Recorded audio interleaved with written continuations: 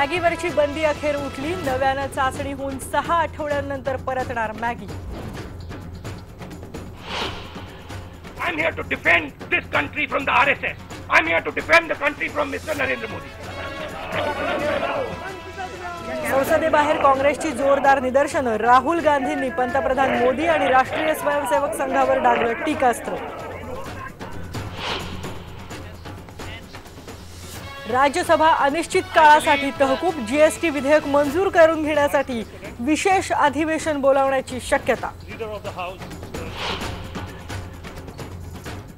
शेतकऱ्यांच्या प्रश्नावरूनही राज्यात कुरघोडी। उस्मानाबादमध्ये पवारांच्या आंदोलनाआधी काँग्रेस काढणार बैलगाडी मोर्चा। नागपुरात पावसाचा कहर। कोराडीचा कालवा फुटला। शहरातही तलाव भरले। अनेक रस्ते जलमय।